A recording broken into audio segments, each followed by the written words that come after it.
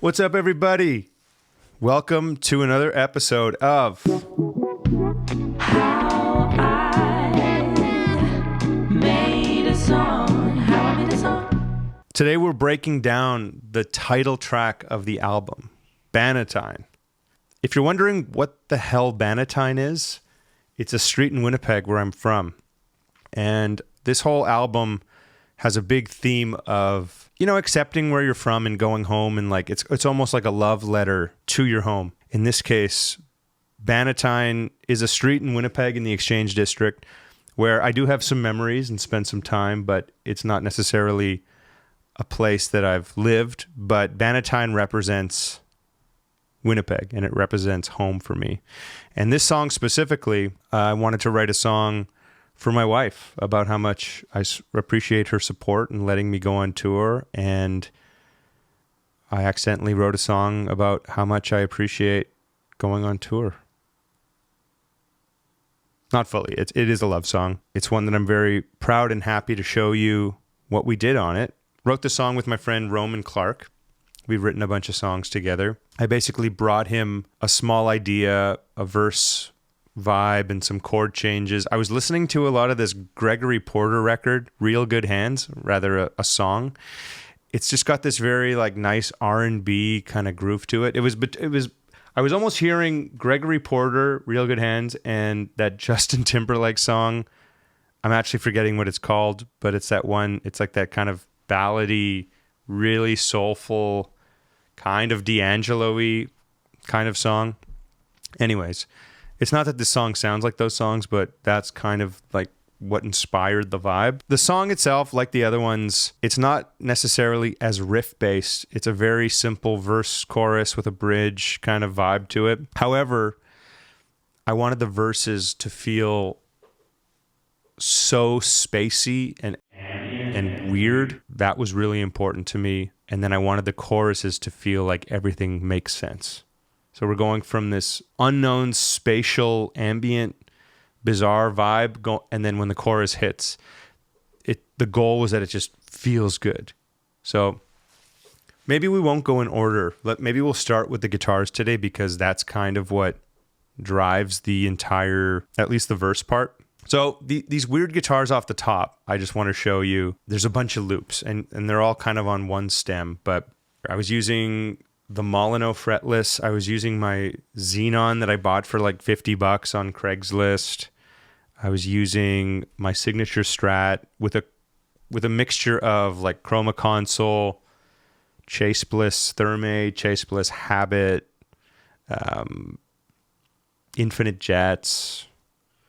Pretty sure it was the Broadcast AP for the drive, but what you get are all these weird ass sounds. And I think all of the fretless you hear is reversed as well. So check it out.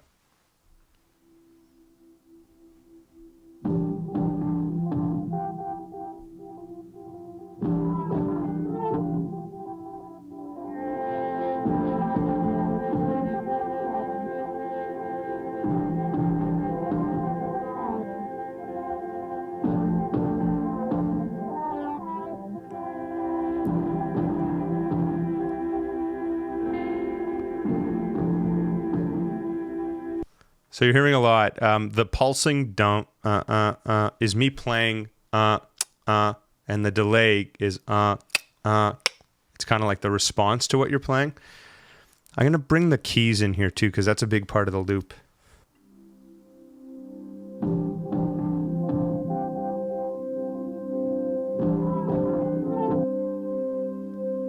Very warm. I feel like you can meditate to that.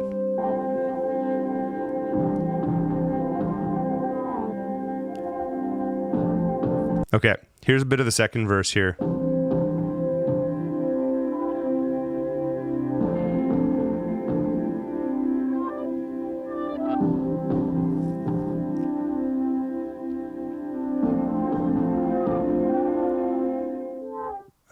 And then there's the bridge with some of this weird stuff in here again.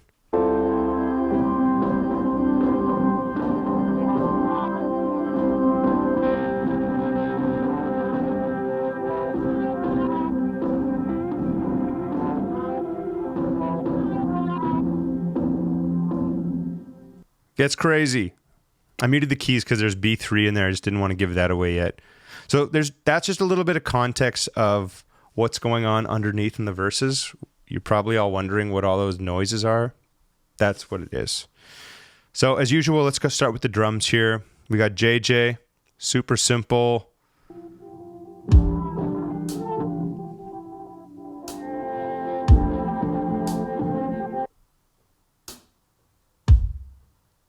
This song was another one very much like, basically every song, at least every single, I programmed the drums and had JJ play almost exactly what I programmed because they felt so hooky to me, like this fill into the chorus.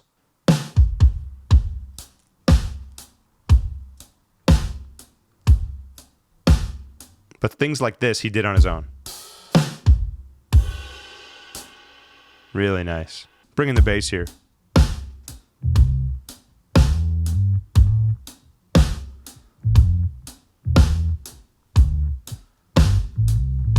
Woo. JB on the bass.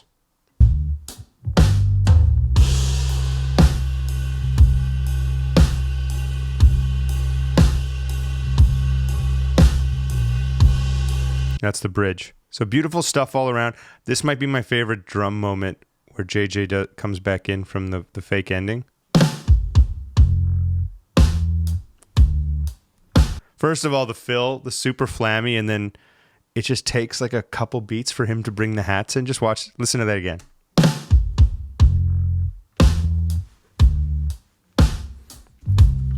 So good. So good. And these little things at the end here.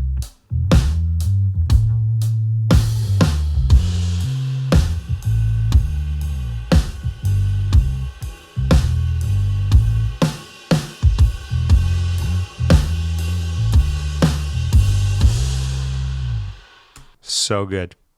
Thought I saw some Perc, couldn't find it. Had to enlarge that clip gain. Just a bit of tambo from me at the end here. Just the visual. Okay, sorry. Joseph says we're not enlarging the clip gain, we're just enlarging the visual of the clip gain.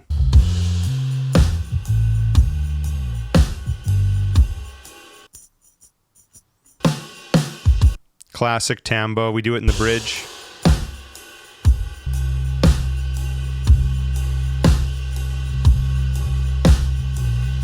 No nonsense there. So now that you've heard the weird guitars, let's go back to the main guitar. So this is like the main rhythm part that you're hearing.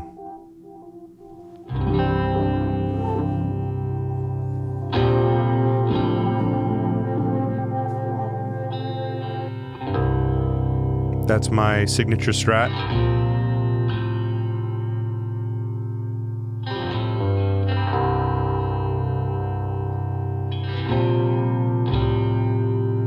Very simple. Let's go to the chorus part here.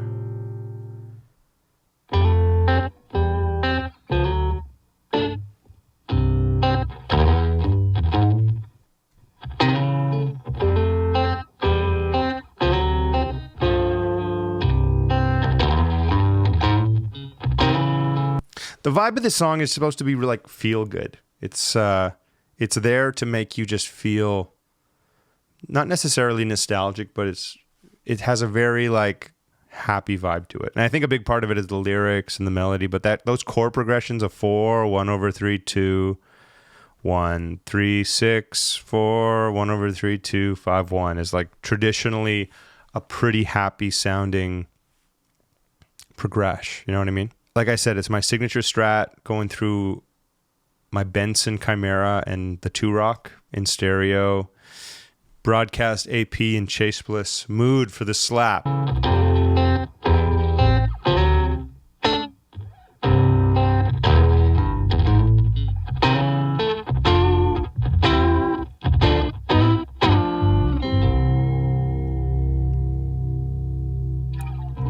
Okay, so here's what we're doing in the bridge.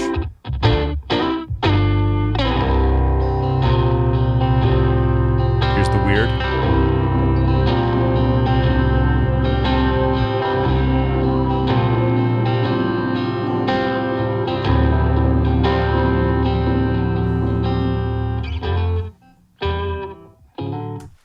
So now we have the solo. So the solo is my Collings 360, actually. It's going through my 2-rock and my deluxe reverb with some Jan Ray, and the slap is from The Mood.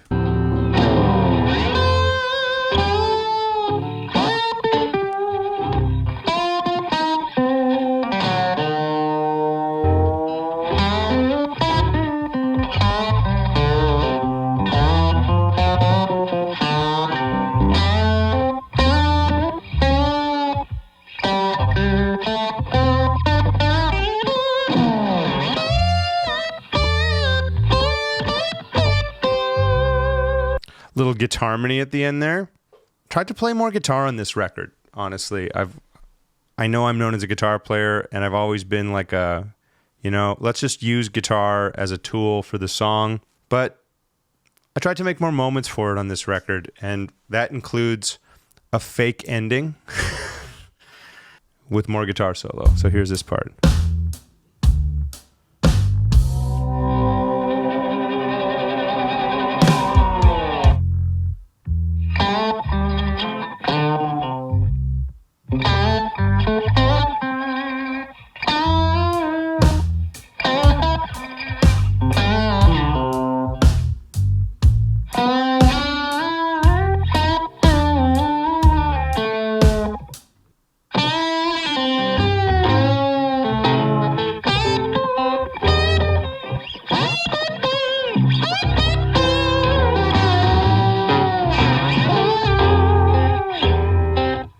Anyways, so that's it. Very simple. I mean, other than the weird loops in the verses, which is like 100 tracks, it seems like that's an exaggeration, of course, but we just have the main rhythm track and the solo. That's it. So now that we're guitared out, let's check the keys. So you heard the Prophet, might be a Juno actually, that Keiran's doing.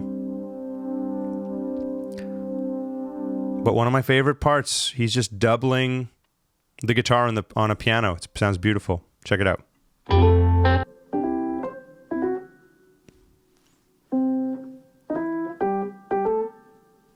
Guitar.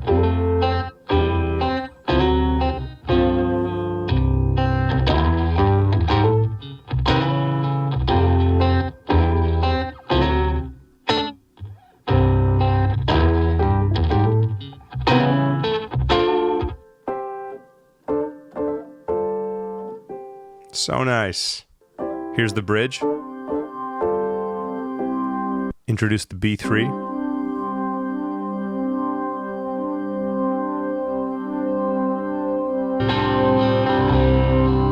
There's definitely something else in there. Might be the Prophet again.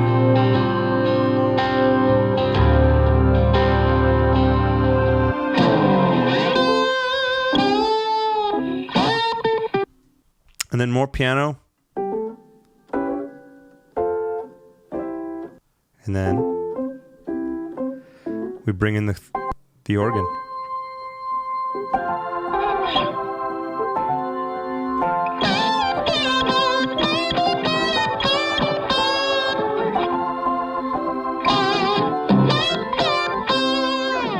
So nice. Okay, that's keys, lead vocal. Any way to get back home to you. Let's find a chorus here. Hanging on a line, pinned about to dry. Every day I'm drawn right back to you. And every word you said, I'll follow every thread. Any way to get back home to you. Can you blame me? Hear that plate? Can you blame me? Can you blame me? I actually don't think that was plate. I believe that was running it through the Princeton again with the reverb and a bit of the trem on there. And every word you said, I'll follow every thread. Any way to get back home to you. Any way to get back home to you.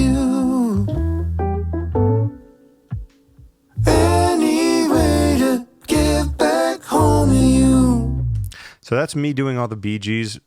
However, the Bee Gees at the end of the song here, I'm doing them like I did earlier in the song, but I also have Murray, Pulver, and Steve Bell. We're all singing some kind of like more gang vocals around one mic. Any way to get back home to you. You can kind of hear it there. Any way to get back home to you. Context here. Any way to get back home to you. Any way to get back home to you. So there you go. Bannatyne, title track off the new album. So incredibly stoked to get new music out to you guys. Always appreciate the support from you guys. We cannot do this without you. So thanks for watching. Thanks for grabbing a record. Thanks for pre-saving the record. Thanks for getting a ticket to a show. Whatever it is you do, I appreciate you for it. And we'll see you very soon. Thanks for watching. See you later.